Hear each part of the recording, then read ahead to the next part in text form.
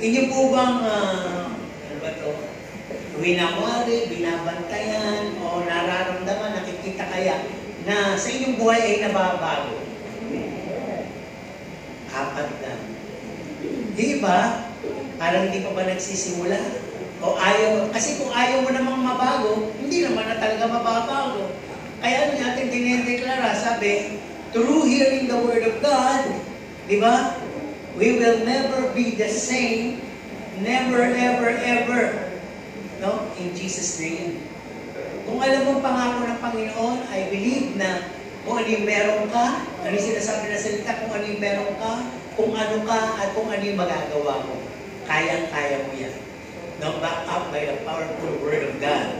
So today, ang pag-uusapan natin is all about Christianity. Sinong Kristiyano? Anong tanong ba yan? Siyempre, kahit na nga yung maperaling Muslim, kahit naman sinong reliyon ay sinasabi nila, we are a Christian. No? Pero tayong may pinakamalakas na pinangahawakan o nakakaalam ng talagang kahulugan ng titulong yan. Okay? Kahit na alam natin, nauunawaan po ba natin yung word na Christianity? Sabi ng nakita ko, Pastor, nakuha ka sa tingin. Hindi na kami sumasagot, alam mo na yun. Oo nga naman. Pero dito sa ating pag-uusapan, ma-discover natin mabuti.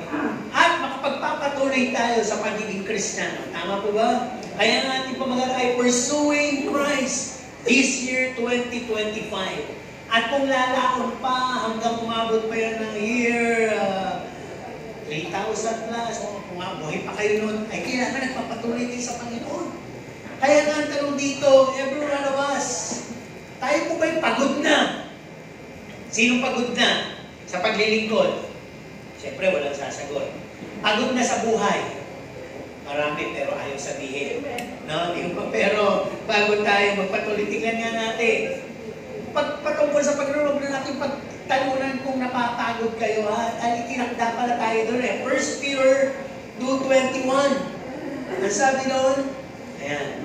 Sapagkat sa ganitong bagay kayo'y tinawag. O yan, diba tinawag tayo dito eh. Sapagkat si Kristo man ay nagbata dahil sa inyo. Tayo nga, ang Panginoon nagbata dahil sa atin, tayo sa ating sarili na lang. No? Ginawa niya na ang lahat. Na kayo'y iniwan ng halimbawa upang kayo'y magsisunod sa mga hakbang niya. So wala pala tayong gagawin kundi sumunod sa hakbang niya. Di ba? Sino dito yung nagja-jogging pag-maga? Sino yung naglalakad? Lakad lang. Pareho lang pala yun.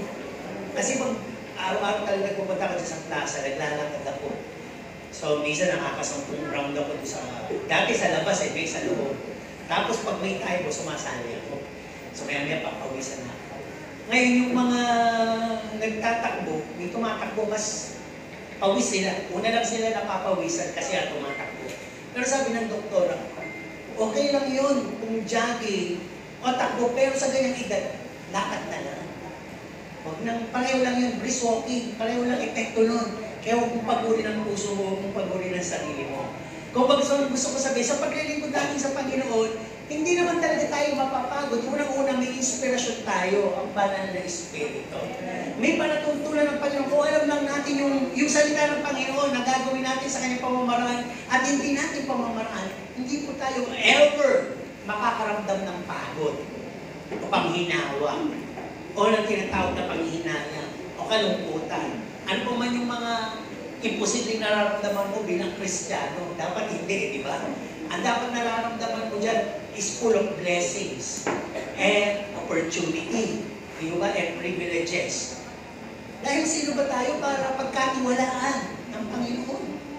Kung babalikan natin ang lumang tipan, pag maglilingkod ka pa lang sa Panginoon, talaga may selections na eh. Meron ng qualifications. Pero dahil sa biyaya tabag ng Panginoon, nung siya'y natapos mo sa tapuhin na magmuli, nahapak po yung kurtina doon sa templo na. Ibig sabihin, every one of us could come freely. And the altar in the presence of the Holy of Holy of the Holy God. Kaya kung tayo lalapit sa Panginoon, hindi natin pwedeng sabayan na lumalapit tayo, na dinadaing natin yung problema, dinadaing natin yung mga sakit na ramdaman, dinadaing natin yung buhay. Okay, sabi yung pastor, bakit pa siya naging Diyos? Gawin niya sa bahay. Pero pag nandito tayo, araw na linggo, sumasamba, wala kayong gagawin kundi ibigay sa Diyos yung pinaka-karampatan, pinaka-magaling, pinaka-mahusay, pinaka-kaaya-aya na pagsamba sa Kanya. Hindi naman kasi mawawala yung problema, di ba? Hindi naman mawawala yung mga pagsubok. Pero kaya nga sabi sa Bible, kung may mga ganito ka, pumasok ka sa iyong silid at tumalangin ka sa Kanya. Pero sa araw ng selebrasyon, ang araw ng linggo, doon may pagpasalamat ang lahat sapagkat He granted all of your requests, all of your petitions, and all of your prayers. Actually, sabi ko nga kanina, nananahan siya sa atin, alam niya na at sinagot na niya. Amen po ba? Maraming salamat sa Panginoon. At ang isa pa nating talata ay makikita natin sa Luke 9:23 to 24. Ayan. At sinabi niya sa lahat, kung ang sino man ay ibig sumunod sa akin, ay tumanggi sa kanyang sarili at pasanin sa araw-araw ang kanyang krus at sumunod sa akin. Sapagkat ang sino mang mag-ibig, iligtas ang kanyang buhay, ay mawawala nito. Datapot sino mang wala ng kanyang buhay dahil sa akin, ay may niligtas nito Yakob. Di ba? So itong dalawang talatang ito ay parang parallel na pwede natin gawing isang talata na pagpasok sa panibagong parang reset ulit.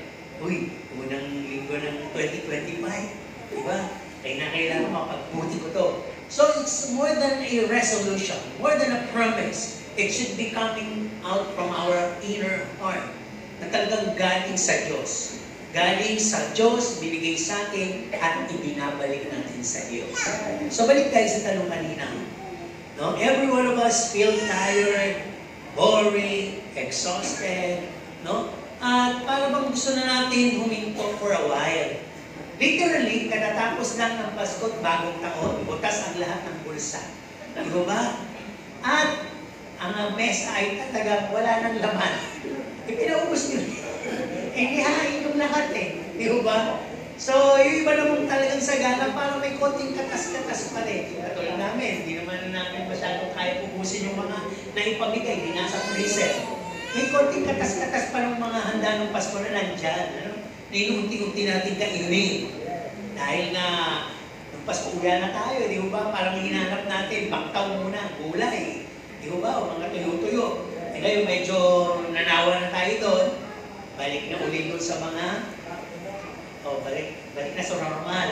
Yung mga natitirang mga handa ng Pasko, yung iba marunong nilulumpia, di ba? Ginagawa, sinasahog, o kung ano-ano pa man.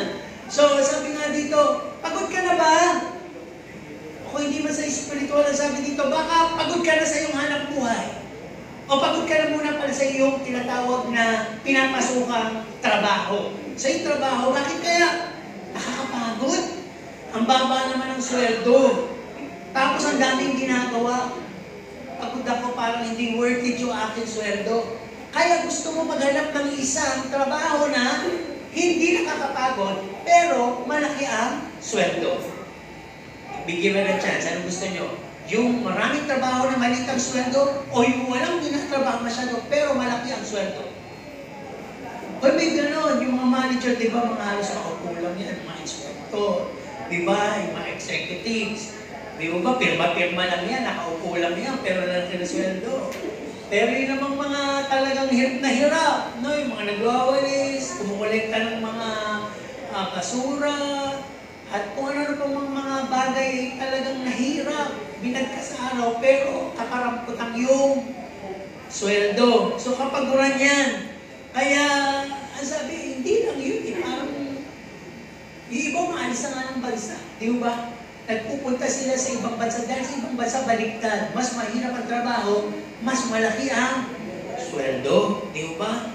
O, saan ka papagod? Baka naman sa relasyon. Pagod ka na ako sa asawa ko. No, napaka-toxic na. O baka yung meron naman dyan, mag-girlfriend, boyfriend pa lang, pagod na. No? Hindi pa kinakasal. Pagod na sa relasyon nila, napaka-toxic na. Lagi na lang kayo nagtatalo, may dinidiscuss kayo mga issue na paulit-ulit. Kung magkakagalit kayo, sumbatan kayo ng sumbatan. And, hindi natin alam kung lalaki, babae, nakaka-feel na nananalo ka na, napakanagal mo na, natrap ka na yata, nakakulong ka na yata, at gusto mong tumakas sa ganong klaseng relasyon. Saan ka papagod? Sa iyong kapaligiran, maaaring ikaw ay nakatira sa Islam area, napakaingay, napakabaho, napakadumi, at pangkaraniwan na lang yung gera. May nag-aabulan, may nagtataga, nagsasaksakan, nadumadaan sa harapan mo, at napaka-bad influence. Kitang-kita mo yung mga nagdodroga, yung mga nagsusugan, at talagang palutungan ng mura. Nag-aalala ka tuloy, kahit yung mga anak mo lumalaki na, ay parang pangkaraniwala lang na ginagawa yung mga bagay na kanilang nakikita. Nakakapagod din po yun. Kaya ang sabi sa lahat ng mga paligid mo na wala ka nang marinig na maganda, very damaging, gossiping neighborhood, at ang daming tamad, nagpuputuhan lang, walang ginagawa. Ikaw na may ginagawa, na may pera, uutangan ka pa.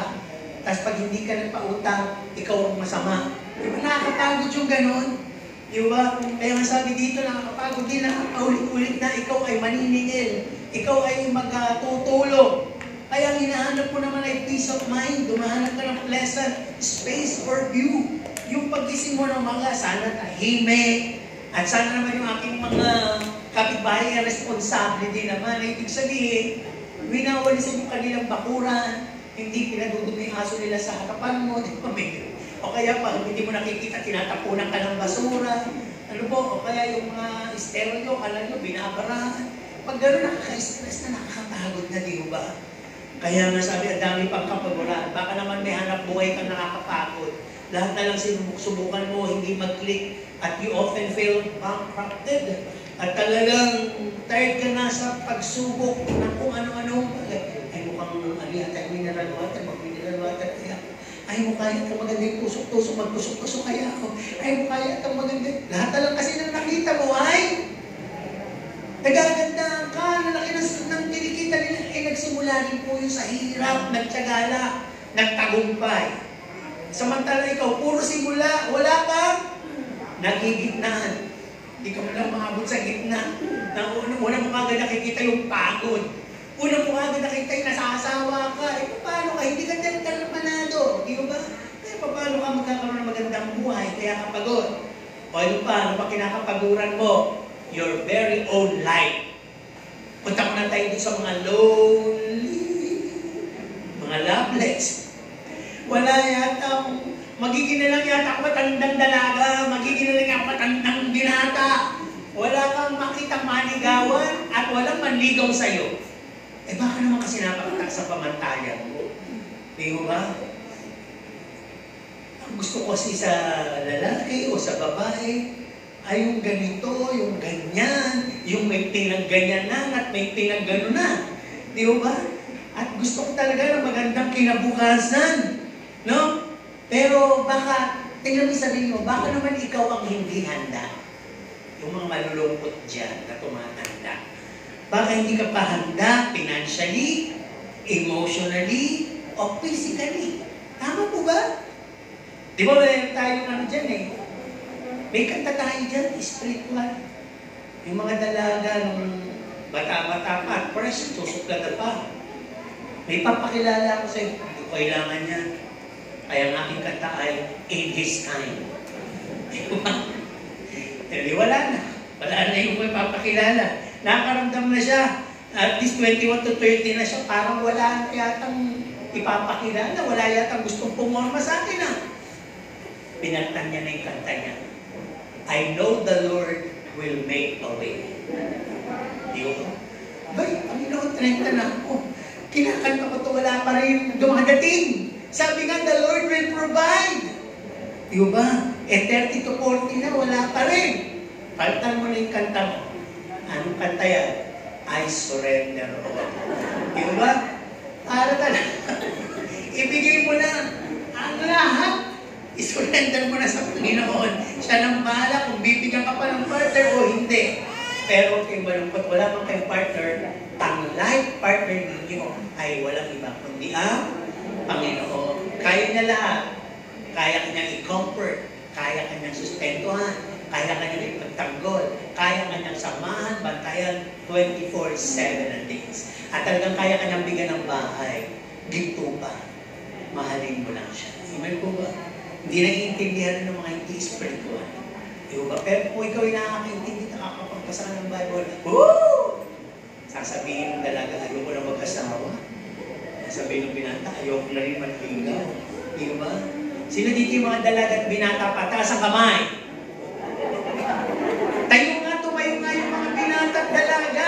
Sige na, para makita natin sa pagpasok ng taon. Tayo na, ayaw ko kayo naman kayo ng Panginoon. Tayo, yung mga dalaga, hindi ko naman sabi naghahanap, sabi ko lang dalaga at binata tumayo. Tayo na. Si Brother Perty, nakasloob, tumayo. Sino pa? O yan. Sino pa? Kahit, ito mga bata ko eh. Sino pa? Si Brother Kenneth, hindi ka tumayo. O yan. O yan. Dito. O yan o. Hanap-hanap kayo na kaedad nyo. Baka nandito kasi yung love life nyo eh.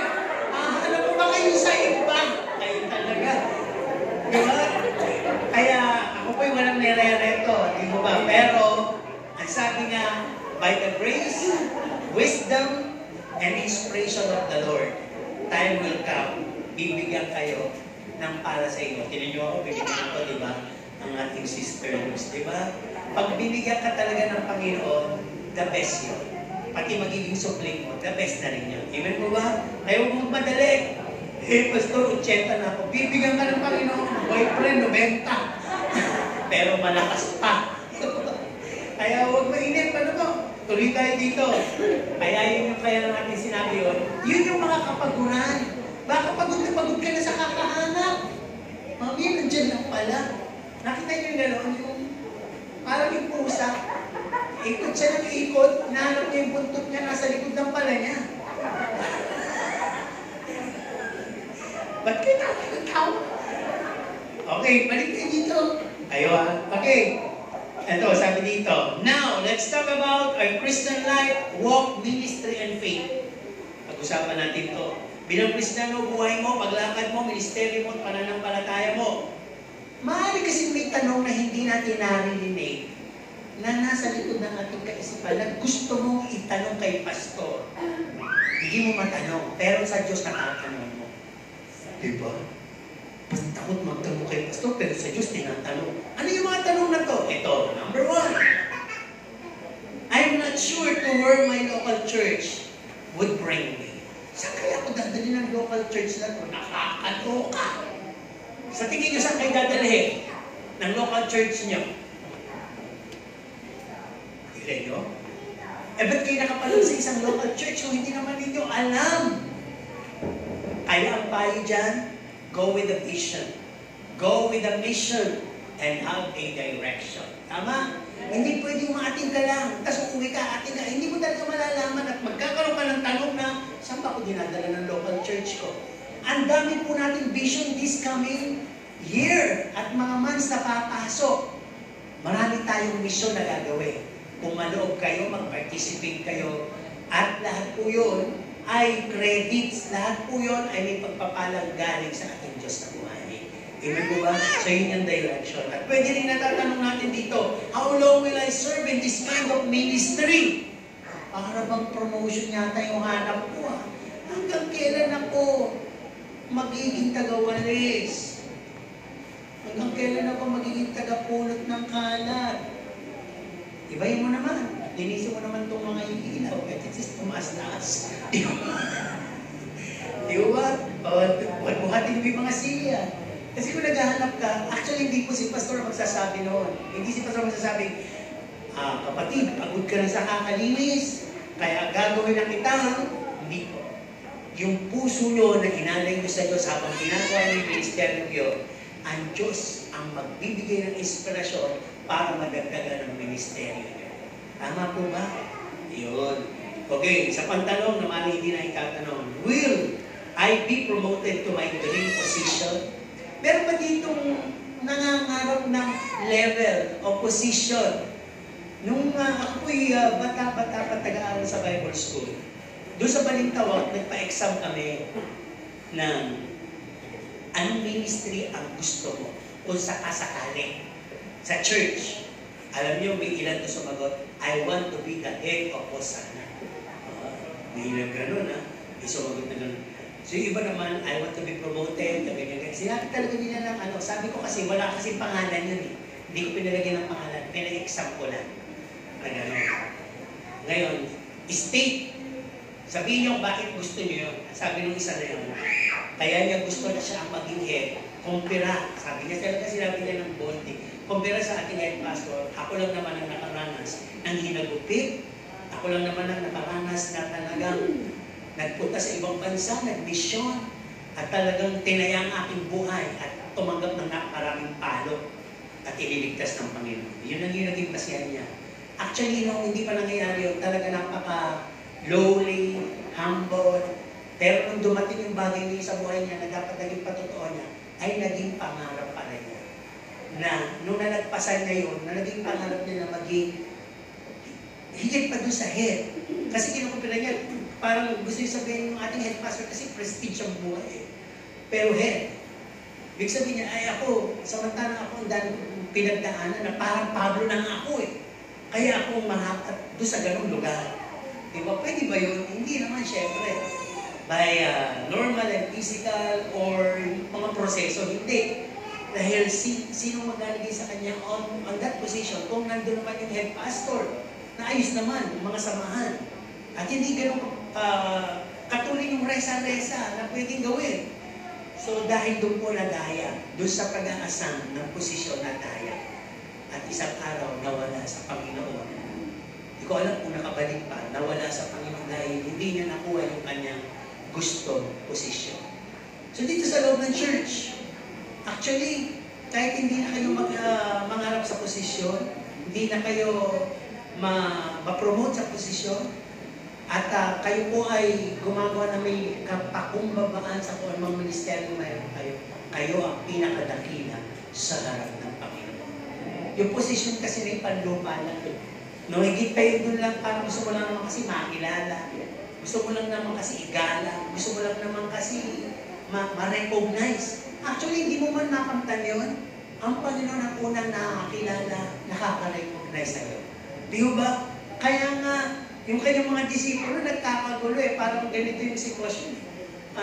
Nasa dulang sila. Nagtatanong sila, nakaupo sila. Panginoon, sino bang mas nakila? Yung nagsisilbi ay yung pinagsisilbihan. Di ba? Ano sabi ng Panginoon? Higit na dakila yung nagsisilbi. Di ba? Tama naman yun eh. Kaya kung tayo po ay naglilingkod sa ating Panginoon, sa anumang posisyon, anumang ministeryo meron tayo, ang lagi po natin hanapin sa Diyos natin maibigay ang kapurihan, ang kataas-taas at kalawalhatian. Ano po? At gawin natin ito na may pagpapakumbabang loob. Sabi nga sa Bible, sino man nagpapakumbaba ay itataas ng Panginoon. Hindi ibig sabihin, antayin natin makitaas tayo. Dadating din ng panahon, tataas. Hindi gano'n. Ibig sabihin, tataas ka ng Panginoon, napakalaking kahulugan nun. Ibibigay ka ng Panginoon sa kanyang kaharian. Ibibigay ng Panginoon ng lahat para ikaw ay makita talaga at matawag na genuine na anak ng Diyos. Tataas ka niya. Ibig sabihin, you will be made known by others na talagang genuine Christian ka. Yung buhay mo magiging patotoo. Ano ba? When will we pause and stop anticipating God's calling and mission is showing us? Meron bang gano'n nagtatanong? Pakakapagod. Kailan kaya tayo titigil ng church natin sa kaka-concert? Kailan kaya titigil ng church natin sa kakahayo, kakasingil, pag kami mga activity? Kailangan mag-participate, kailangan magbayad, kailangan dumano. Kaya titigil. Actually, hindi po titigil. Titigil yung pag tumigil ka sumamba. Sa'yo lang titigil, pero sa church, hindi po titigil yun. Ano, sinasagot natin yung mga tanong na hindi na-render. Ano ba? Pwede kasi itanong din dito, when will I stop giving and participating? Kailan ba ako titigil sa pagbibigay? Naghihirap na ako. Kailan ba ako titigil sa pagpa-participate sa mga proyekto, sa mga project? Kailan ba? Ikaw makakasagot niyan. Actually, hindi po yan titigil. Lumalaki ang church, lumalaki ang bigayan. lumalaki ang church, lumalaki ang proyekto. At ang sabi sa lahat naman ng nagsusuporta, sa lahat ng nakikisa sa pagbibigay, pag ang church nyo ay napaganda ninyo, ang sabi, the glory of the latter church will be greater than the former. Yung kalwalatian ng natatayong iglesia ngayon ay higit pa doon sa kalwalatian ng sa dati. Kasama kayo doon sa credits na yun. At mapagpapala kayo ng Panginoon. Last question, hidden question. When will Jesus be coming for real? Soon. Kailan ba dadating yung Panginoon na yun? Sabi dadating. Ang tanong, bakit ba gusto mo agad dumating? Meron ba kayang ganun? Tanong ko kayo, gusto niyo na po ba dumating ang Panginoon? Ayaw naman nyo eh, kaya ayaw niya kayo isama. Okay, mag-alala. Dadating ako, sabi, hindi, tanabi na pa nito. Dadating ako sa nagnanasang dumating ako. At dadating ako sa Kanya at bibigyan ko siya ng putong na crown of life and crown of rejoicing. Yung nag-aantay at gusto-gusto dumating ang Panginoon, may crown kayo, crown of rejoicing. Dahil galak na galak kayong makita niyo siya. Yung ayaw pa dumating ang Panginoon, talagang tatagal yan. Hanggang dumating yung panahon na wala ka na sa Panginoon. Dumating na pala ang Panginoon eh. Nabalitaan mo na lang sa TV. Ay, dumating na pala. Si Jesus Christ. Kontakin mo lahat. Meron akong kakilala. Parehong Kristiyano, dalawa sila. So, naglalakad kami. Sabi, wala yung isa. Saan yung punta yun? Sabi, ewan ko, nag-rapture na ba? Sabi sa akin, nag-rapture na ba? Ba't nawala? Ay, hindi. Hindi naman makakasama yun. At hindi ako papayag na makasama yun. Eh, mas masaki yun eh. Di ba? Ibig sabihin, kung kayo siguro bibigyan ng tanong, sino dito ang pwede mong itulong hindi makakasama? Di ba? Ang tanong natin, kilala mo na ba siya? Tatanungin natin, sino gusto tawagin ko para magtulong na sa tingin niya ay hindi makakasama? Ang dali magturo pag nakakita kayo ng tulong. At hindi niya kayo kita, di ba? Ayun, tulong. Ayun po. Pero kung gising at nilulagatan ka, yun, isa pa yun. Okay, sino gustong tanungin ko? Tatay Ernie. Hindi. Sabi ko kina Tatay Ernie, bakit lumata kayo? Kayo naman natakot kayo. Sabi ko siguro, yung baka maitulong ako ni Tatay Ernie. Hindi ko gagawin yun. Judgmental naman tayo doon. Kaya lang ang gusto ko sabihin dito, tayo nakakakilala higit muna sa ating sarili. Kung tayo ba'y qualified na o hindi pa, ba't ka magtuturo ng iba? Sa sarili mo na lang muna, di ba? Okay, susunod natin pag-uusapan na sabi dito, bago mo itanong yung mga tanong na yun, reviewin mo muna ang mga sumusunod na ministeryo na to, baka wala ka pa nito. Ikaw ay nasa loob ng body of Christ, nagawa mo na ba itong mga sasabihin ko? Sabi mo sa katabi mo, pakinggan mo. Number 1, sabi dito, have we perfected to imitate Christ's character? Napagbuti mo na ba yung tungkol sa karakter ni Kristo? Meron ka na ba? Kilala mo ba si Kristo para alam mo yung karakter niya? Baka hindi mo kilala. Sige, si Kristo ay mababang loob. Si Kristo ay tulog. Walang karakter. Si Jesus hindi ko na natulog. Ang alam ko, nahuli niya yung kanyang mga disipulo na tutulog, pero siya hindi. Okay, si Kristo ay pagmahal. Si Kristo ay pagsimba. At may ibig. Pag-ibig. Balikan natin. Si Kristo ay dakila. Ang dami kayong karakter ni Jesus Christ. Mabait, mapagpatawad, mapagbigay, hindi iniisip ang sarili, di ba, mapagsaalang-alang. Yung mga alam mong karakter, meron ka na ba noon? Para mainip ka. Di ba? para magtanong ka ng kung ano-anong mga bagay tungkol sa posisyon. Meron ka na ba nun? O, di ba? Pangalawang tanong, have we reached the farthest and purest souls? Mark 16:15.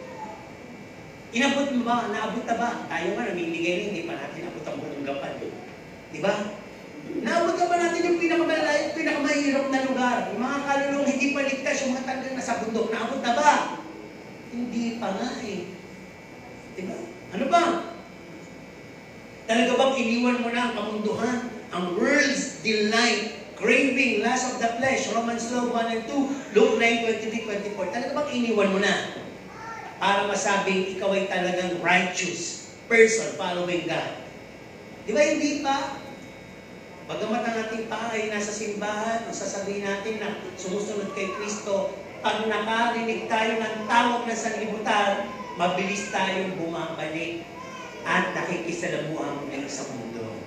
Di natin makalimutan to. Alam nyo kung tayo sa kapanuhan ni Lot, baka naging katulad natin yung asawa nila. Naging tayong haliging asin, dahil balik tayo ng balik doon sa mga bagay na sinasabing takasan nyo na. Huwag nyo nang limunin pabalik. Kaya nga nandito din po yan sa Four Gospel. Remember Lot's wife. Alalahanin niyo yung asawa ni Lot. Ang ibig sabihin lang nito, marami pa rin Kristiyano ang hindi maiwan ng sanlibutan, tinawag ng Panginoon. Pagkatapos tawagin, susunod ng ilang mga panahon, tatalikod ulit, babalik ulit. Maya-maya pagkababalik na naman siya sa Panginoon dahil may sakit na naman siya, may pangangailangan, susunod na naman siya, pag okay na naman, tatalikod na naman siya. Pangkaraniwan po yan sa buong sangay ng Kristyanismo. Hindi ko po sinasabi exclusive lang sa Hosanna. Hindi po, sa lahat po yan kaya naitala sa Bible. Pinaalalahanan tayo sa mga bagay na yan, na huwag tayong magkaganon. Isa pa, reviewin natin, sabi dito yung mga following ministry bago tayo magkakaroon ng mga ganong bagay. Have we fully decided to follow Jesus? Tayo ba talaga ay fully surrendered na? Talaga bang tinatayuan natin, pinaglalaban natin yung ating pananampalataya? Mga persecutions natin naririnig, talikuran mo na nga si Kristo. Mula nung ikaw ay naglingkod sa Diyos, napansin ko, naghihirap ka eh. Nagka-problema ka eh. Sunod-sunod ang pagsubok mo sa buhay. Minanas yata mo eh. Patihan ang buhay mo. Natanggal sa trabaho yung mga anak mo. Tigilan mo na yan. So, kaya sinasabi, para kang baliw. Para kayong baliw dyan. Sabi dito yung mga kapibahan natin, buti na lang, kinuha na sila. Ewan ko, sino kumuha sa kanila. Sabi, gusto ko umupo dyan. Lagi sinasabi sa akin dito. Kasi ako nahihiwagaan sa inyo. Pagka umaga, may papanagpa kayo. Maya-maya, kakanta, maya-maya, tahimik. Tapos mamaya, sigawan, maya-maya, may iiyak, may umakatuhan. Maya-maya, kakanta na naman, masaya na naman. Tapos palagpaka na naman, ano ba yun? Sabi ko mga bagay po ng pagsamba yun. Minsan nauupo ko dyan. Sa dami ng beses na sinasabing, uupo ko dyan, isang araw, hindi umupo. Ang dami dumadaan dito mga kapitbahay natin. Siyempre, iba nagmamabuting loob naman. Wala sinasabi. Ang lagi na sinasabi, Pastor, ikaw ba? Pastor Jan? Yung mga taga dito. Opo, yan mo isang araw. Uupo ako dyan. Ang dahil nagsasabi ng, yan mo isang araw. Nasaan na kaya sila nakaupo ngayon? Diba? Kaya tingnan natin yung mga bagay na yan. Kung sila, nagnanasa, nauupo, hindi natupad-tupad. Samantala, kayo nakaupo na dyan. Ang ginagawa naman yun, nananaginip. Ang tao po dyan, may gising-gising tayo. Di ba? Tuloy tayo. Masabi dito, have we fully decided to follow Jesus? Yun nga. Talaga bang pag sinabing Jesus kahit anong threat, Romans 8:35-37, kahit anong threat, hindi ka natatalikod. Di ba? Halimbawa na lang, ino-hold ka. Bibigay mo ba yung mamahalin mo cellphone, pera mo, bag mo, kapalit ng gigilitan ka sa leeg? Ibigay mo o paglalaban mo pa rin? Hindi kayo makasagot, parang okay na kayong gilitan. Mabibigay nyo. Ayo, pag kaya nyo ibigay, ibig sabihin, kaya nyo namang bumili uli. At pwede kayong hold upin uli. Ang ibig ko lang sabihin dito, mas mahal yung buhay. Mas mahal yung buhay. Bakit nyo sa cellphone, yung mahalaga ng buhay mo. Yung ba? Yung pala takot ka mawala sa mga friends mo. Wala na yung aking mga friends. Yung aking mga reels, yung aking mga stuff. Makakabili ka naman ng bago, doon uli yun. Diba? Hindi ko po sinasuggest yun, ha? Ano lang to kung sakaling nangyari. Okay, huwag naman mangyari. Okay, sa pantalo. Does our lives give pleasure and pleasing unto the Father? Ako naramdaman ko kasi nung bata. Nabigyan ko ng kaluguran yung ama ko. Sa luto ko, sa servisyo ko. Sa pagiging pangalawang anak ko, yung sinabi niyang, ikaw pangalawang ama na, parang naramdaman kong nangyari. Kaya nabigyan ko ng kaluguran. Kaya nung namatay talaga hindi ako naiyak. Hindi ako naiyak. Hindi ako nalungkot. Hanggang ngayon, isang beses na talaga nanginig lang ako, pero hindi ko alam kung bakit. Siguro dahil nakawala ako sa pagkasya. Dahil pagdating ko sa ospital, saktong pagparada na may patay. Di ba, COVID? Hindi ko lang pinanik sa ospital, umuwi na lang kami. Yun lang, pero hindi ko nararamdaman yung nalugi siya sa akin. Nalugi siya sa akin. Yung parang bang, na-mistreat ko ba siya? Na ano ko ba siya? Na-disobey ko ba siya? Wala.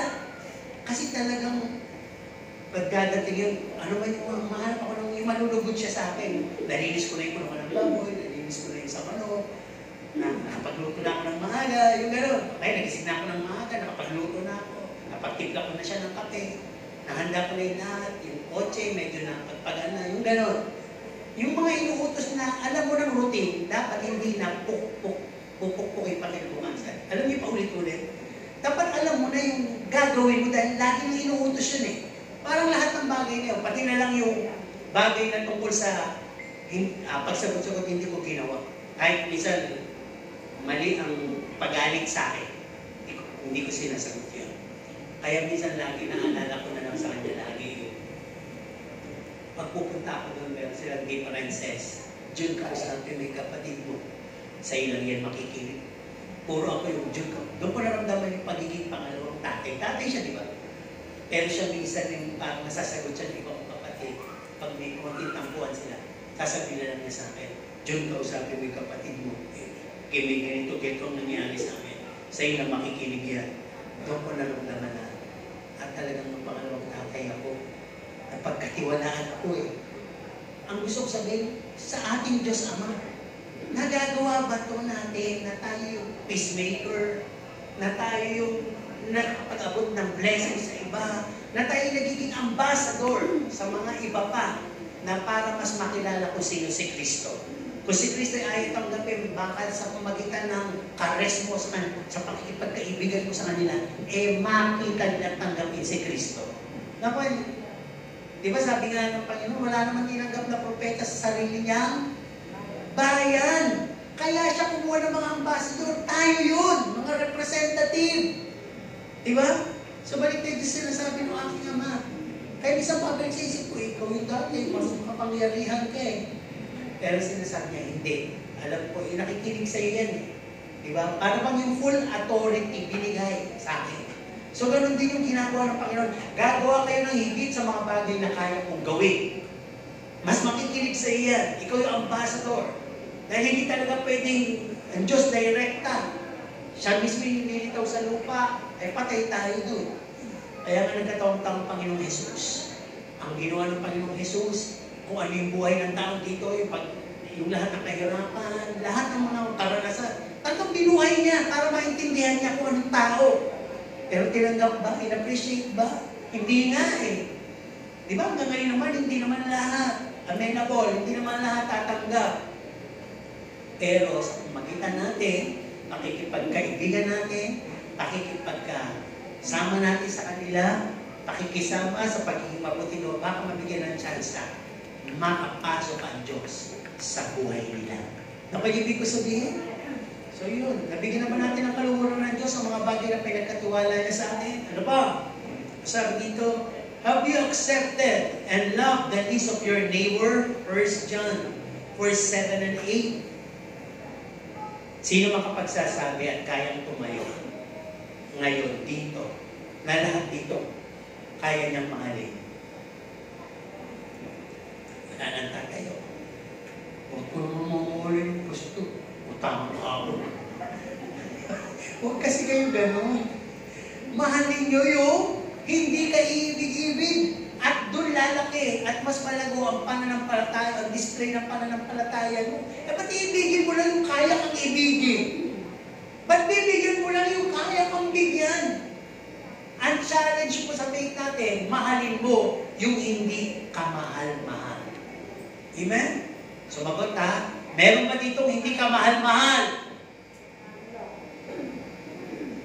Pwedeng sumagot ka sa sarili mo, ako parang ramdam ko, hindi ako mahal-mahal.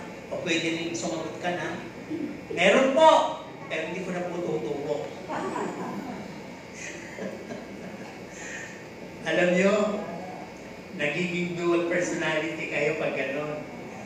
Kasi nagsisiba kayo dito, ang nasa isip nyo at nakareside sa inyo, ang Diyos. Kasi ang buhay na binubuhay mo ay Kanya na. Kaya nakikinig ka.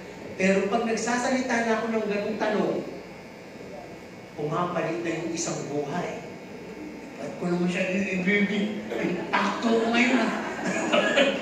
Kadi-kadi ka muna, Jesus. Okay, ganun ramdam ng Diyos yun na naiisang tabi siya. Kanina, oo ka na, oo, mahal mo siya. Oo, amen, amen. Mahalin yung hindi ka ibig. Bakit ko naman? May gera agad. Bakit may gera? Ang Diyos sa kanyang tinatawag na holy thoughts na binibigay sa'yo. Pakabait ka, mahalin mo yung kapatid mo. Eh, nilalabanan ng evil thoughts. Ba't pa rin mamahalin niya? Ako nga, hindi ako mahal na asawa ko, mamahalin ko pa yun. Di nalugi naman ako. Wala po din yun. Kung may hindi nagmamahal sa'yo, hindi po ibig sabihin nawawalan ka ng supply ng pagmamahal. Dahil ang pagmamahal po natin lahat, ay supply nito ay galing sa Diyos. Hindi mo kailangan magmahal ng magsabing magmamahal ka ng pag minahal ka na ng nasa paligid mo, hindi po. Dahil minsan yung pagmamahal ng paligid mo ay pagpapaimbabaw lang yun. Pero yung pagmamahal ng Diyos, yun ang dalisay. At pag yun ang umapaw sa'yo, doon pa lang ikaw magmamahal ng tunay sa lahat ng tao sa paligid mo. Amen po ba? Kaya asamin niyo yun. Pwede namang hindi nyo rin. Bakit ayaw nyo? Pag ayaw nyo, teka, bago ko sabihin yung pag ayaw nyo. Sinong gusto humingi sa Panginoon ng pusong dalisay? Amen. Alam niyo po ba ang laman ng pusong dalisay? Yung mamahalin mo lahat. Pakikisamahan mo lahat. Ha! Ito ba? Parang ganun. Pautang. Sige. Hindi ko na babayaran. Amen. Sinisiraan. Mahal ka pag talikod mo, sinisiraan ka. Pero kaya mo palagpasin. Yun ang pusong. Sige nga, kantahin natin ng konti. Pusong dalisay. Anong susunod? Talaga lang ha. Na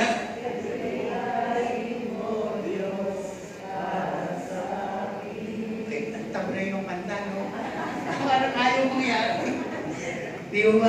Pero iba talaga, pinakantay, umiiyak pa. Pusong dalisay! Ang aking nais! Naligayin mo sa akin, natumpa pa. Pusong dalisay!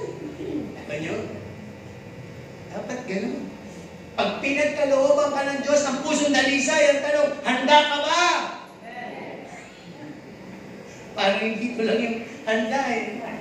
Okay, handa ba kayo? So, sumagot kayo lahat, kaya mahaba pa ang sermon. Pusong dalisay, walang nag-iisip. Yan ang pusong dalisay, walang nagsasabi, tagal naman, nakakainip. Di ba yung pusong na dalisay? So, pag ang pusong dalisay, walang nakabakat na reklamo. Puro, oo. Tama? Tanongin mo yung kagabi mo, talaga mo yung pusong dalisay ka? Bakit tanongin mo? Makinig ka. Dahil matagal pa yan. Kaya pusong dalisay ha? Okay. Sabi dito,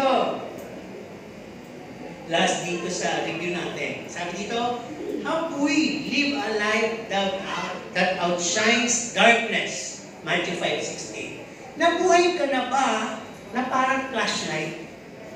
Alam niyo yung flashlight sa dilim?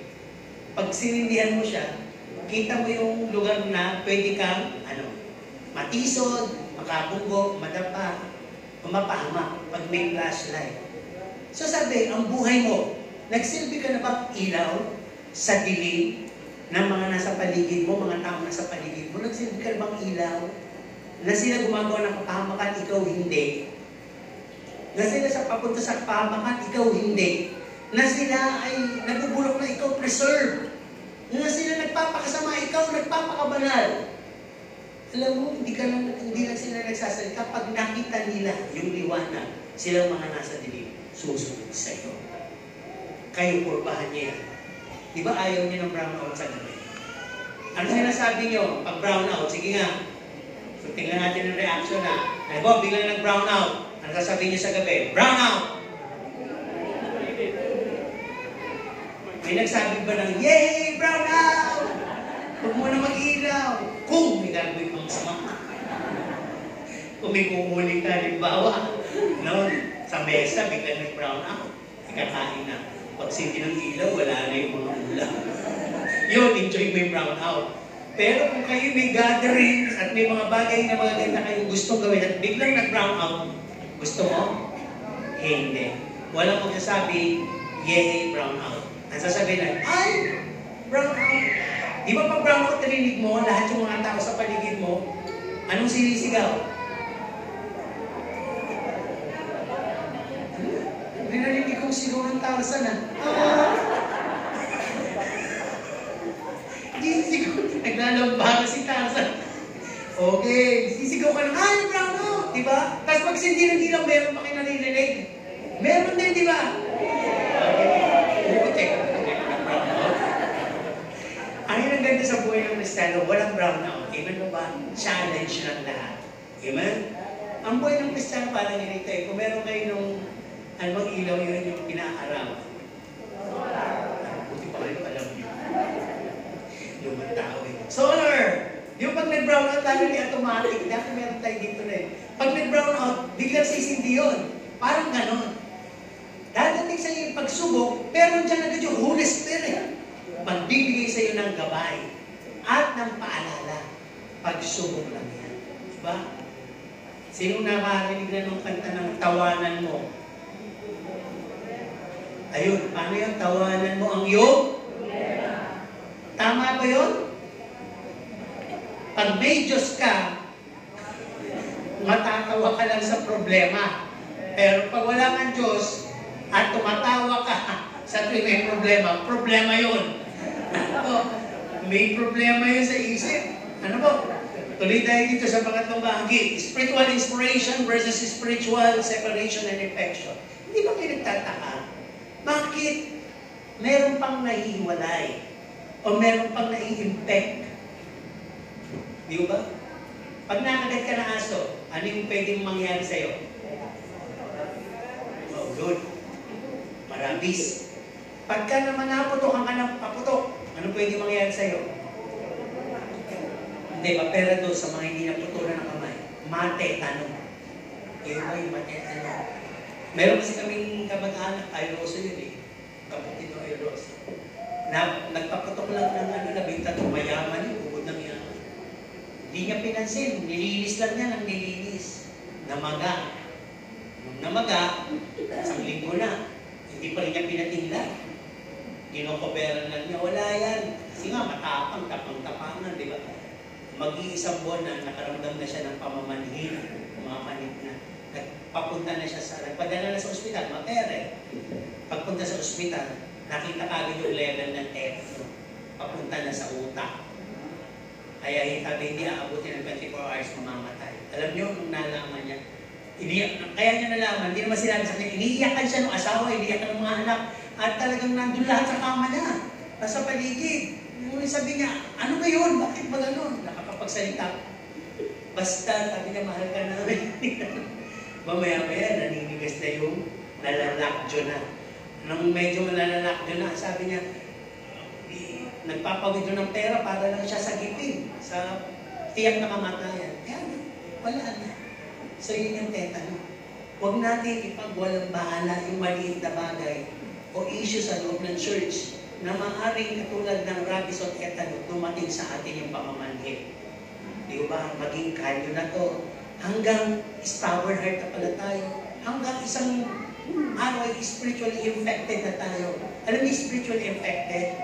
Lahat na lang ng marinig mong salita, mapa-hamon, mapa-sermon, mapa-exhortation, apektado ka. Para bang ako na lang lagi ang focus, ako na lang lagi. Nai-impact ka tuloy.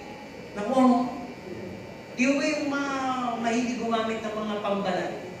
Pambalat. Yung panglagay sa balat. Di ba bago ginagamit, sinusubukan mo na yan eh. Kung makati, sabihin, hindi yan sa'yo. Kaya dito, nasabi, parang hindi na ako mahiyang-hiyang talaga sa salita ng Diyos. Lahat na naririnig ko eh. Niluluto ako. Diba? May ganun pa ba dito? Yun. Pagkas ganun ang nangyari, ayun yung magiging versus spiritual separation. Hanggang isang araw mo, wala ka. Bakit? Na-impact ka eh. Ngayon, para hindi mangyari yan, ito yung tanong, paano mangyayari sa'yo kung ikaw ay spiritually inspired? Sana man manggagaling yun, Pastor, yung sinasabi mong spiritual inspiration versus spiritual separation. Ano bang gusto niyo mangyari sa inyo? Is be inspired o be separated? Be inspired. Tignan nyo, gagamitan lang natin ang verse 2 ha. Nasabi dito, number 1, how can we be refusing and denying our Christian walk? Paano ba natin tatanggihan at i-deny o ikakaila ang ating buhay Kristiyano kung sa buhay natin ito ay ang nabubuhay na sa atin na hindi tayo kundi si Kristo? Si Kristo ba na nakalukob sa iyo at magsasabi ng ayoko sa kabananan, ayoko sa katuwiran, ayoko sa Diyos? Kung si Kristo talaga nakalukob sa iyo, lahat sasabihin mo, oo ako sa Diyos. I pursue Christ in my life. Siya na nakalukob sa iyo eh. Diba? Ngayon, ano ba? Pangalawa, sabi dito, paano magiging refusing at denying ang buhay Kristiyano mo kung nabubuhay ka sa faith at hindi sa nakikita? Kayo po ba sanay mabuhay sa faith at hindi sa nakikita?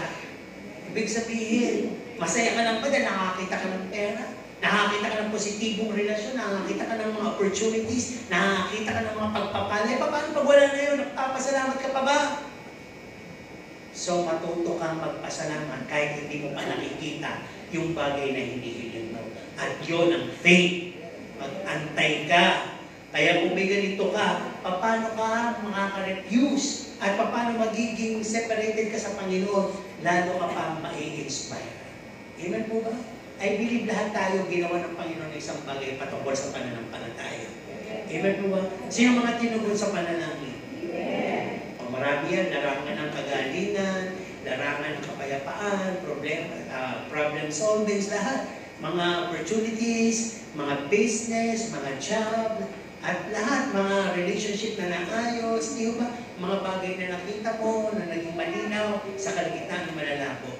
Ayan. Okay. Pangatlo, sabi dito, how can we be refusing and denying our Christian walk if Christ is the one strengthening us? Philippians 4:13, ano sabi ni Pablo? I can do all things who strengthens me. Kaya ako nagtataka, pag may isang Kristiyano magsasabing, ako'y nangihina, ako'y nanglalambot, parang ayoko nang maglingkod. Logically, wala si Kristo sa iyo. Kaya nga you cannot do things for Him. Puro kasi pagsubok, puro na lang mga persecution, puro na lang mga misfortune, puro na lang mga hopeless case. Eh kasi hindi mo pa natututunang magtiwala sa Diyos. Hindi mo pa natututunang hamunin ang salita ng Diyos sa buhay mo. Ang namamaster mo lagi, reklamo, sumbat, tanong, at pagbibilan ng taon ng ilang taon naglilingkod sa Diyos, at after all, ganito pa rin. Ay, hindi po gusto ng gano'n yung gano'ng attitude. Lalo ka lang uulit, balik ka sa grade 1. Dapat grade 6 ka na. Ilang taon na yun? Yung classmate mo grade 6 na, ikaw grade 1 ka pa rin. Ibig sabihin, spiritually immature ka.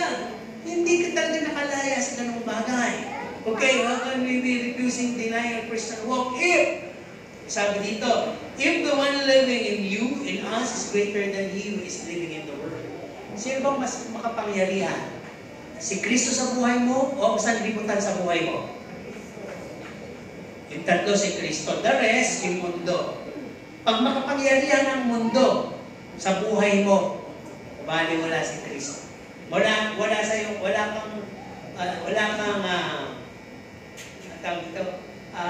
kang spark sa tawag ng Diyos. Para bang sinasabi nila Holy Spirit, mag-pray ka. Magbasa ka ng Bible. Simple lang ang sagot mo kahit hindi literal. Dumalo ka. Bigay ka. Pero pagka sa mundo yan, may outing daw yung mga sana. Anong oras? Anong oras ang alis? Tapos ka iwan. Anong gusto mong pagkain na dali? Anong gusto ko? Presente lagi. Papag-presenta. Hindi pa tayo nakating. Anong oras naman uuwi? Dapat matagal. Dapat overnight nga dun Yun. Diba? Pagka tungkol sa kamunduhan, willing-willing. Pag tungkol sa Panginoon, boring. Diba? Namumuriw. Kaya sabi nga dito, kailangan ma-check natin spiritual inspiration, hindi papunta sa separation. Ano pa? How can we be refusing and denying our Christian walk? Yes, sabi dito, if we've been given a sound mind, love, and power. 1 Timothy 1:7. Saan ka pa? Hindi ka binibigyan ng Diyos ng katatakutan, kundi binibigyan ka ng sound mind, ng love, at saka power. Nakainin na po ba yun? Sino dito yung, dahil alam niyang Kristiyano siya, payapa siya kahit may crisis. Kahit nakakaproblema sila sa relasyon ng asawa niya, mga anak niya, payapa siya. Diba? Kahit na gano'ng kagulo ang paligid, ay gusto niya ng mamayapa. Wala po, hindi pa ko lang nakatibak kasi mag-amen pa rin na kahit magulo paligid, payapa ka pa rin. Bakit? Kasi susunod dito, ang sabi, saan ka pa? Kung ang Diyos na pinaglilingkuran mo ay bibigyan ka ng kapayapaan that can transcend all kind of understanding, ang magbabantay sa puso, isip at kaluluwa mo. Nagkakagulo dyan, ay ikaw na sa Diyos ka lang nakatingin. Nagkakaroon na kung ano-anong puso, wala kang pakialam. Basta sa Diyos ka, siya ang puso sa iyo. No? Ano man yung trending dyan, ano man yung mga na naging sikat dyan, hindi ka apektado doon. Ang laging big news sa iyo, si Jesus Christ. Ang laging bida sa iyo, si Jesus Christ. May mangyayari man sa buhay mo, sagot ka ni Jesus Christ. Hindi mo alam ang bukas, hawak ni Jesus Christ ang bukas mo. Wala nang pag-asa, si Jesus Christ pa rin ang pag-asa mo. Kaya sabi nga, pursue Jesus Christ in this year, 2025. Kasi sa ayaw gusto mo, pagulo ng pagulo sa libutan. Dadami at lalaganap pa ang korupsyon. Di ba ba? Dadami pa, hindi na po bubuti. Kahit sino ka ilagay na dahil yan po lahat ay nakahula na sa Biblia. At isa lang po ang magliligtas sa atin sa sitwasyon na yan, yung makilala mo ang Diyos. Doon ka lang magkakaroon ng peace of mind. Pero bagaman gano'n sa buhay nating simple, naniniwala ako, tayo mga Kristiyano, hindi po apektado ang buhay natin, ang walk natin, ang business natin, ang relationship natin, ang ating mga hopes and dreams. Di ba nandiyan pa rin iniingatan ng Panginoon yan? Dahil hindi naman po tayo panatiko na sasabihin, hinto na natin lahat yan. At tumunga nga tayo, tumingin tayo sa langit, dadating na si Jesus Christ, ilang sandali na lang. May nagsabi bang gano'n dito? Wala. Tuloy lang ang buhay. Pero kailangan kasabay si Kristo sa buhay. Huwag na huwag nyo i-neglect si Jesus Christ sa buhay nyo. Okay. Ano pa sabi dito? No? Paano naman na ikaw ay magiging refusing and denying sa buhay Christian walk mo kung pinangakuan ka ng Diyos ng eternal home at eternal life sa John 14. Sabi ng Panginoon, huwag ka magulumihanan, ako'y aalis. Pero babalik ako pag maghanda na kita ng tahanan sa kalangitan. Kung babalik ako, kukunin kita. At kung nasaan ako, doon ka sa tabi ko. Tama po ba? Doon ka sa tabi ko. Meron bang may gusto nun? Wala. Tanungin pa natin ako kung naiintindihan ka niya pa ako salita dito, pero dahil mapupumay eh. Dito sa hilera nito, yung lahat ng gusto nung tumayo. Yung hindi nakakaintindi, huwag tumayo at hindi naman para sa inyo. Okay. Tumayo lang ha, mag-serving tayo. Dito, tumayo. Dito, tumayo.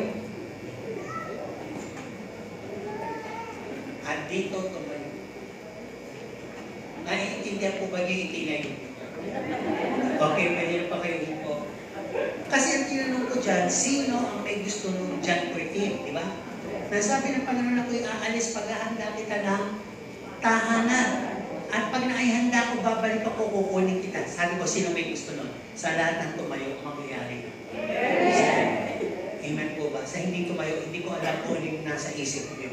Pero hanggang doon lang yun, walang issue. Meron tayong will, o free will.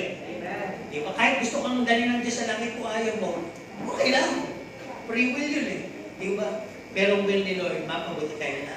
Kaya sabi nga dito, no? How can we be refusing and denying the Christian life? Pangwalo, if we've been promised eternal life, ang sabi nga, Philippians 1:21, to live is Christ and to die is gain. Para bang, hindi ko alam kung ano mangyayari sa akin sa pagsunod ko sa iyo eh. Parang ganito, hindi man tinanong to ng mga misyonaring pinatay. Marami pong misyonaring nagpunta ng ibang lugar, nag-misyon. Anong nangyari? Ni-rape, pinatay, chinap-chap, sinunog lahat. Pero lahat po yung mga yun, Bible heroes yun. Opo. At lahat ng mga yun ay talagang bibigyan ng Panginoon ng eternal life yun. Talagang sabi, sino man, yung ating talala kanina, ang mag-ingat ng kanyang buhay, mawawalan nito. At sino mang mawalan ng kanyang buhay dahil sa akin, masusumpungan niya to. Kaya, huwag tayong selfish ha. Hindi kinuha ng Diyos at 6 na araw, 1 araw lang. Ang kinuha ng Diyos sa atin para siya'y pasalamatan, sambahin, at the rest sa inyo na. Hindi pa nga natin nagsimula ba tayo kanina alas 12? Dapat ang tapos natin mamaya alas 12 na. Hindi nga eh. Kaya spend natin itong oras natin na nagsasama-sama dito, sumasamba sa Panginoon, nakikinig na kanyang salita. Gawin natin pleasurable. Dahil mamaya-maya, tapos na tayo, uuwi na tayo, may kanya-kanya na naman tayong buhay. Di ba? So lahat ng binanggit ko na yun, ng mga supported ng talata, all of those are meant to inspire us and pursue no matter what. At pag na-pursue natin yun, hindi tayo maiiwalay sa Diyos. At dito, sabi nga dito, letter B, ano naman cause kasi, ba't nagkakaroon ng spiritual separation at infection? Pakinggan niyo ito mabuti, baka may konti na tayo nito. Bakit nahihiwalay o may spiritual infection? Sabi dito, number 1, hindi naman kasi talaga uprooted o deeply rooted pala. Sabi dito, wala talagang na-develop na ugat. Di ba kasi yung plantita dito? Yung marunong sala. Ako si marunong.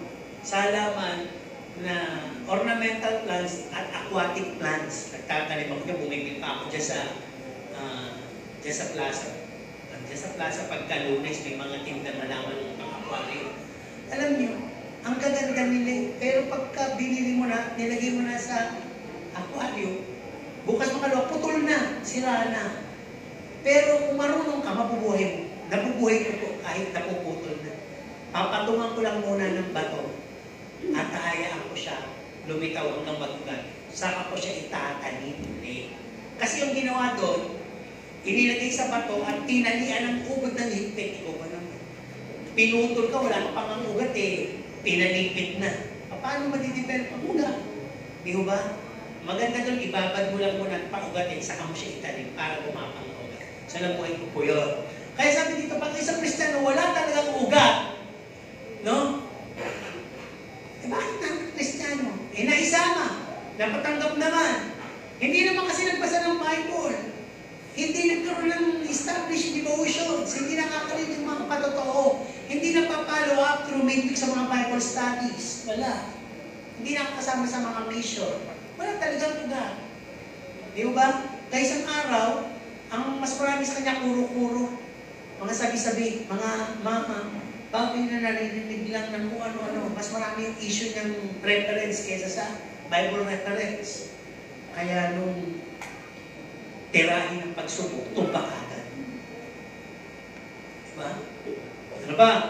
Not being watched or watered by the Holy Spirit to become soon dry and soon die. Pag hindi ka talaga natutubigan, nanitiligan, mamamatay ka. Diba? Detached from the start, not connected to the main branch. Nakakita na ba kayo ng ano? Di ba? Isang malaking halaman. At maya-maya ito, bakit iba yung kulay? Tapos mga ilang panahon lang, ilang linggo, lahat sila brown na, yung dahon nila. Pero pare-pareho silang branch ng mangga. Pag nakikita mo pala, putol na. Detached na.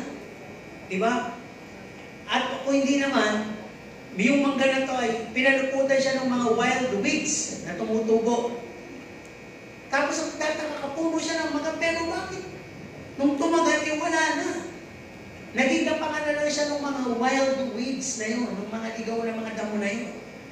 So yun yung mga sitwasyon.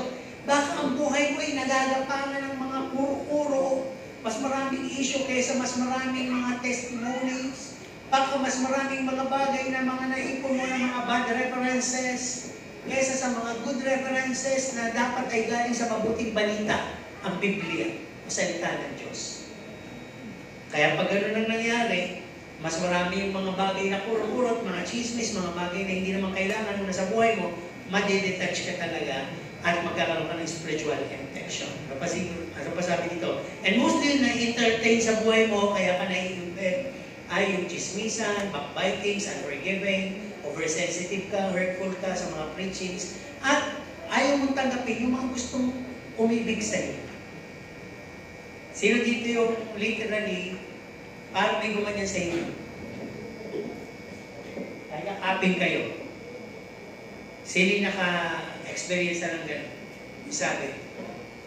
Tapos, anong naging reaction nyo? Anong naging reaction nyo pag may gano'n? Ikaw ba yayakap? Depende. Itsura. Bumaba mo. Siguro wag gano'n, ano? Depende. Sinong yayakap? Pag ginanong ka ng isang ng isang taong grasa. Ba't kayo nagtawa? Sino? Sinong yayakap sa taong grasa? Parang naman kayo ginanonood sa TikTok, di ba? Ang dami doon sa TikTok nakakatawa, mga pagsubok lang pala. Oo, taong grasa, yayakapin ka. Eh, yung ayaw mayakap, may ganting pala, di ba? Yung ayaw yumakap, nagsisig. Di sabi doon sa isang babae. Actually, kinakamayan nga lang. Sabi ng isang babae. Kakamay yung isa. Wag daw. Pero kinamay pa rin ng isa. Ay, nabutan ng mamahaling cellphone. Tapos sabi nung ayaw yumakap, ako din. Wala na, no chance na. So, parang ganun yun. Kaya ko naman ito nasabi, baka naman kasi yung mga tinatalikuran yung pulubi o mga taong dikikot sa tingin nyo, baka anghel yan. Pastor, anghel? Baka 7 beses lang nandun sa may harap ng pahay namin. Kasi nga, hindi pa niyayakap. Pag yun ay niyakap mo at hindi mo na nakita sa mga susunod na panahon, anghel yun. Oo, pero pagka nakita mo pa rin, suki na. Malaki pa lang magbigay dito. Ito na lang ko lagi. Kasi nga di ba sabi sa Bible yun, yung mga pulubi, huwag kayo manghinawa. Magbigay kayo, baka mamaya anghel yan. Eh di ako naman mapagbigay. Ay, pag nakakatatlo na, hindi na to anghel. Anghilito na. Abay, toto na sa pagbibigay. Di ba? Kaya naman ito mabuhay, magtrabaho, mag-inatinan. Kaya bakit namamalimos na lang lagi? Ako na, biktima ako lagi ng ganyan eh. Nung ako'y nagpapahinga dito, syempre, bigla na lang kung tinawag na isa natin kamanggagawa, Pastor, may umanap sa inyo, gumaling daw sa panalangin nyo. Isip ko lang, ako lang panalangin na pa. Recently syempre, pumasok ako. Paglabas ako dyan, Pastor, gumaling daw sa panalangin nyo. Gusto niya magpasalamat sa Panginoon. Panalangin nyo nga po uli. Kasi uwi na po siya sa Bicol eh. Pinanalangin ko. Amen. Pastor, kailangan po niya ng pamasahe po sa Bicol eh. Parang makauwi na po eh. Pagkano pamasahe niya? Kailangan po niya mga at least 1,000. Ay, sandali lang. Hindi kita mabibigyan ng 1,000. Tulungan kita, maghanap ka sa iba kasi ang unang tulong sa'yo, panalangin. Baka 50 binigyan. Okay na po ito. Makalipas ang ilang panahon. Eh ako, mahilig ako yung nasa Xerox ko yung itsura ng tao eh. Medyo humaba na yung buhok, medyo nagpakulot. Tapos ang pinita ko lang, dati nilay. Niwi naman ako. Ito na naman yung kasama. Pastor, sabi, ito gumaling. Oh, gumaling na yan. Ba't nandito yan? Di ba uwi na sa Bicol yan? Bumalik, magpapapray sa inyo. Aba, wala akong pastor doon. Kayo po gusto mag-pray. Kasi kayo magpapray ko yan, pero walang pamasahe. Pauwi nyo yan. Talagang tinapat ko eh. Opo. Pati na pag-pray ko, Lord, tulungan niyo po mga taong ito na matuto po sila, Panginoon, na ikaw ang tingnan. Blah, blah, blah. Amen. Nakatingin. Ano ba natin? Pastor, kailangan niyo na ay, hindi ko nabibigyan niya. Babalik uli yan. Sabi ko, alam niyo, di umalis. Ang masama loob. Kinabukasan, pumunta dito yung lalaki. Sabi sa akin, Pastor, pwede ka ba sumama sa amin? Fiesta. Ay, ako hindi ako sumasama sa fiesta. Sige na po, ate, mag-base na po kayo. Sige na, halin ko na kayo pabalik. Hindi ako. Sasagas na kayo. Siguro, sasarbichi ka. Pero naisip ko ba talaga, ang higpit ng paa niya eh. Hindi ako alis pa sa nandigas. Tayo ka umalis, hindi ako kasama sa iyo. Kahit ang gusto mo. Dahil bago lang kumain ng marami. Hindi talaga umati sa fiesta. Kahit ano pa dito, yung mga member dito nagpe-fiesta, hindi ako pupunta. Kaya mag-fiesta ka mag-isa. Hindi mo nang nilabas. Dahil sinisilip ko dyan, andyan pa rin. Anong alas 2, wala na. Pero, timitingin ako, Lord, pag tumahin ko sa mga paglabas, pagpasok ko dito, baka inaabangan ako dito eh, ng puting van. Pero matagal na po yun. Pero salamat naman sa takip ng banal ng dugon pa na walang nangyaring gano'n. Ay, ibig sabihin na, binigyan tayo ng Diyos ng isip sa pagtulong. Hindi tayo kailangan maging puto. Kasi pag maling tulong din ang ginagawa natin, wala pong pagpapala doon. Pero pag tamang pagtulong ginagawa natin, bubuhos ko ang pagpapala. Okay. Pusong dalisay. Pag nalala kayo ng pusong dalisay, ang sasabihin nyo, ang aking nais. Okay? Pusong dalisay. Tuloy tayo. Ako gusto ko ng umpo eh. Okay, tuloy tayo. Siyempre, gusto nating bigyan ng reward ang ating sarili sa salita ng Diyos. Ang sabi dito, bakit ka mawawala? Pinanggitan natin lahat, walang ugat, hindi natutubigan, walang Holy Spirit, at talagang hiwalay, o kaya naman ay napapaluputan kung ano ng mga paniniwala, o kaya naman ay ini-entertain yung mga bagay na binanggit ko na kanina. Ano ba? Wala ka kasing pag-ibig. Ito ang masakit sa lahat. Kaya mo bang iwan ang pamilya mo? Kahit gano'n sila. Parang hindi gano'n ka-advantage sa iyo yung pamilya mo. Kaya mong iwan? Sarili mong dugo? Di ba hindi?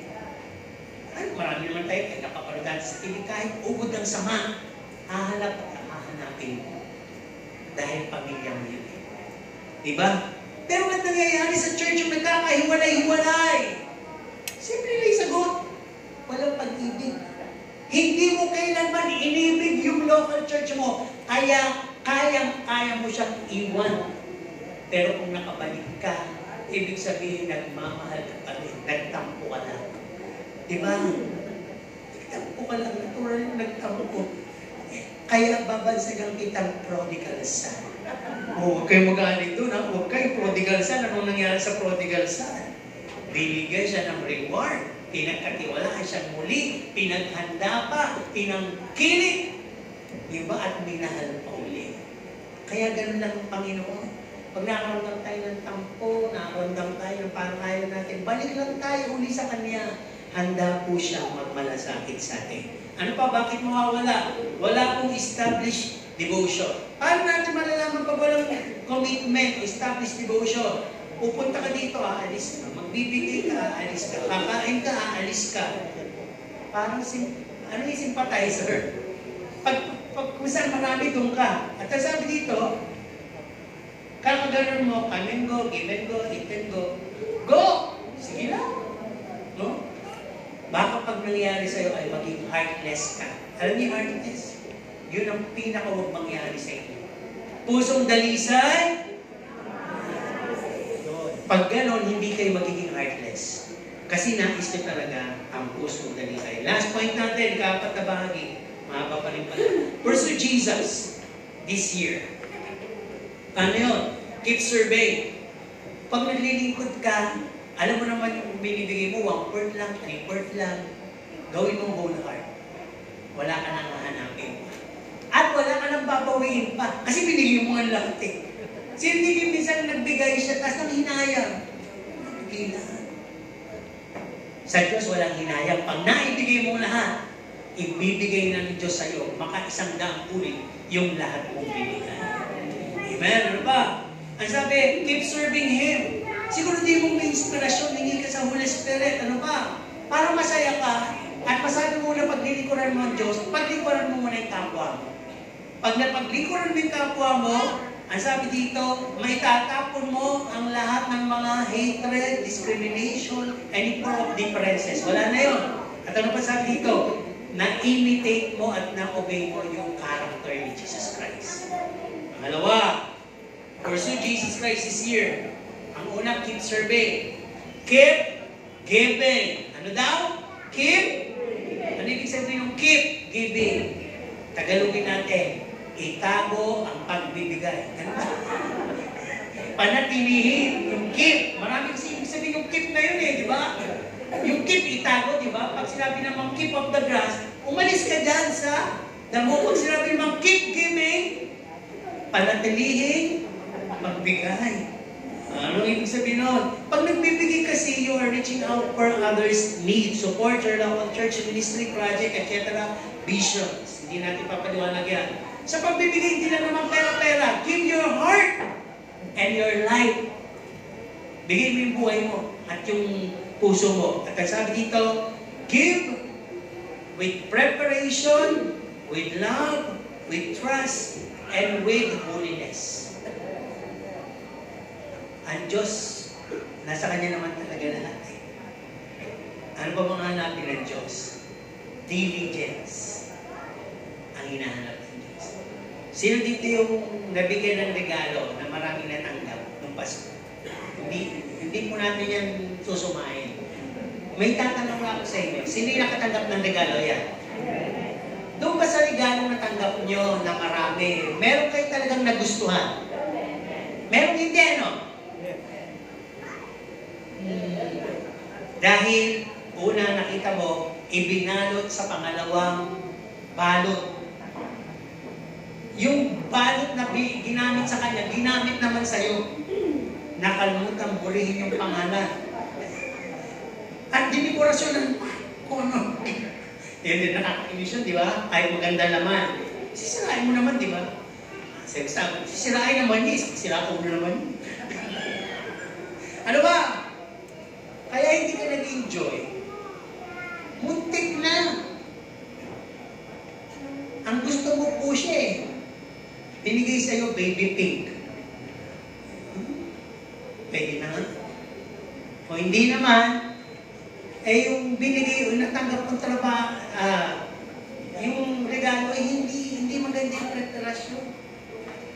Amoy naptalina. Ano ba to? Para stock.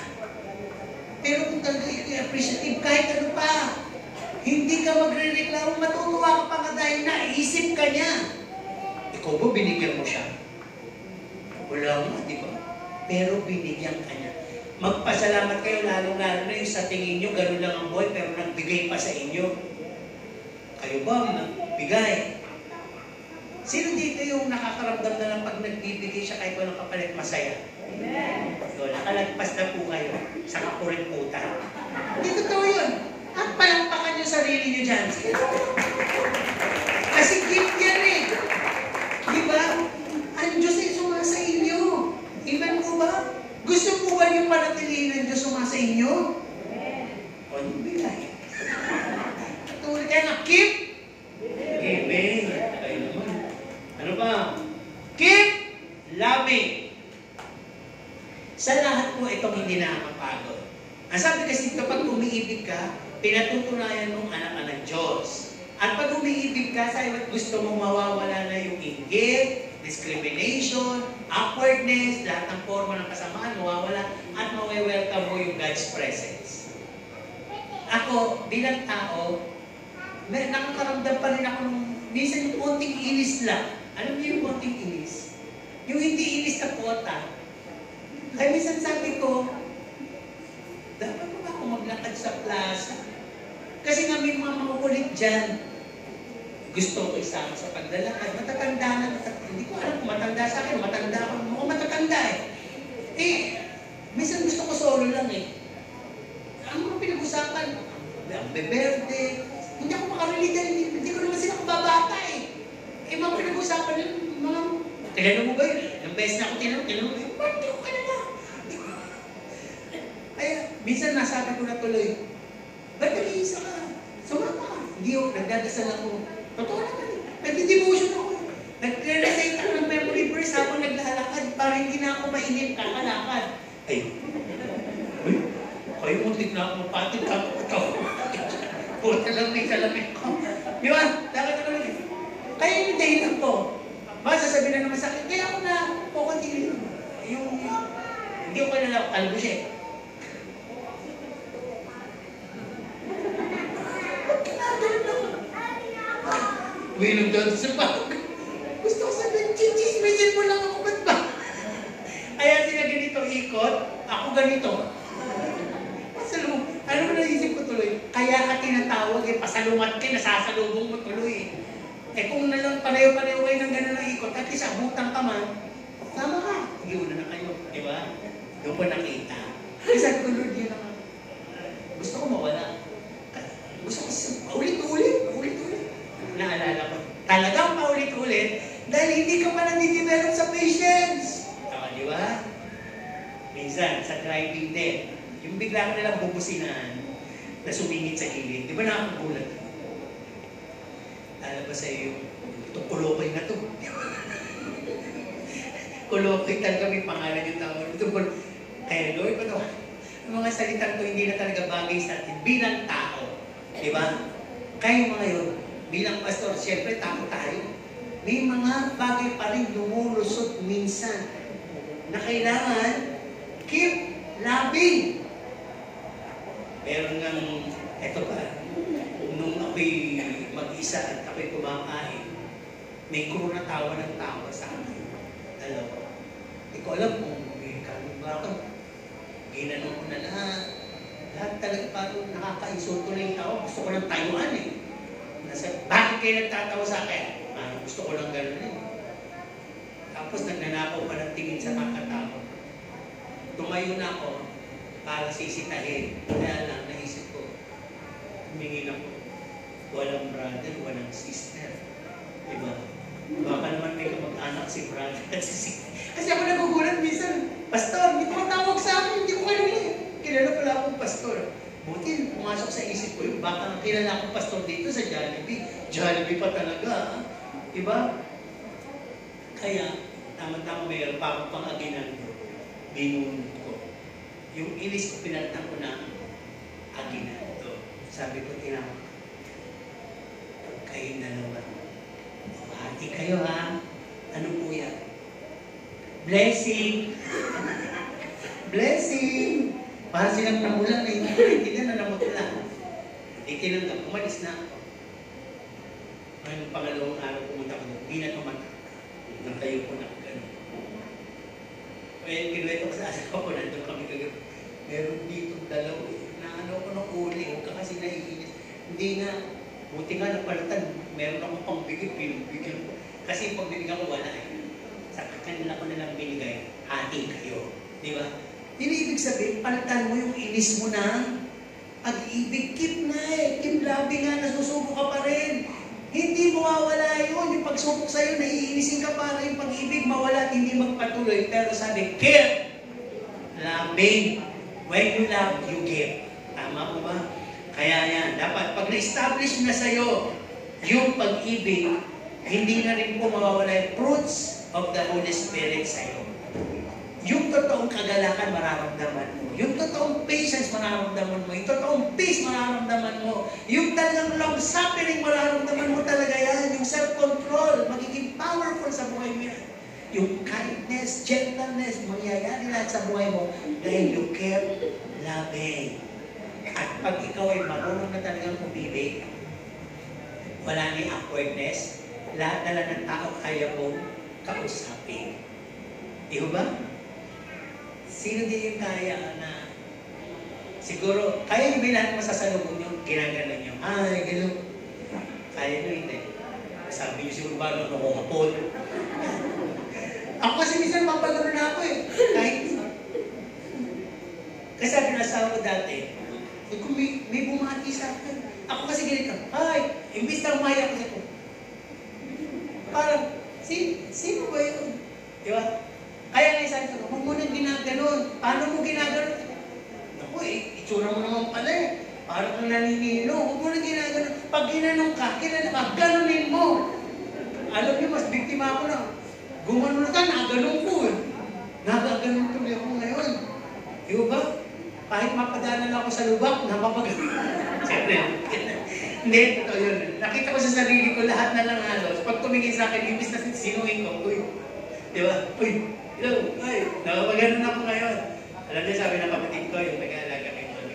Alam mo, Kuya Jun, tumakbo kong konsihan. Mananangon ka. Lahat sa buhay, kilala ka. Lahat na lang naman punta natin. Hello, hi! Ginaganon ka. Anong pakiramdam mo? Ngawit. Pero matawa na ako. Ganun yun. Ganda yung marami kang binabati. At sa birthday mo, babatiin ka niya. Tama po ba? Ng isang happy birthday ka ma. Okay, tuloy. Nasa na tayo? Keep loving. Dalawa na lang. Keep the faith. Sino may faith? Paano nyo naman nasabing may faith kayo? Kung kayo natutuwa habang nakikinig kayo, faith yan! Pag naiinis kayo, faith yan. Pagkan nyo ha, dapat faith. Ano ibig sabihin na dito? Tumingin ka kay Kristo, ang Diyos ay paluguran mo, mabuhay ka dito, hindi sa paningin, kundi sa paniniwala. At ang sabi, maging firm ang faith mo at hindi waving. Alam niyo iba, hindi nila naiintindihan yung faith eh.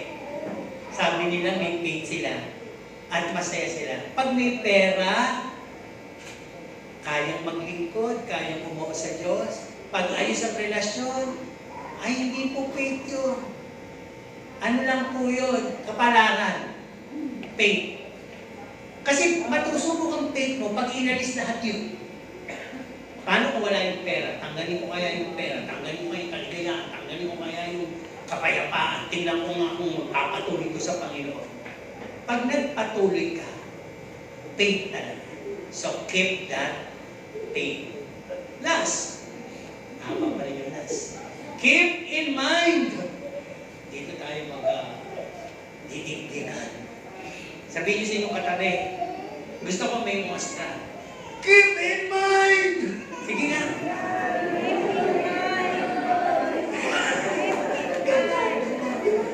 Sabihin mo sa isip mo, patatandaan mo. Number 1, hindi lang po tayo nagre-reliyon, may relasyon tayo sa Diyos. At yung relasyon na yan, nakapaloob dyan, it's more about having a relationship. May Diyos ka, anak ka niya, pinatawad ka, tinanggap ka, ni-restore ka, at ni-reward ka. Kaya magpatuloy ka. Keep in mind, hindi lang really yun.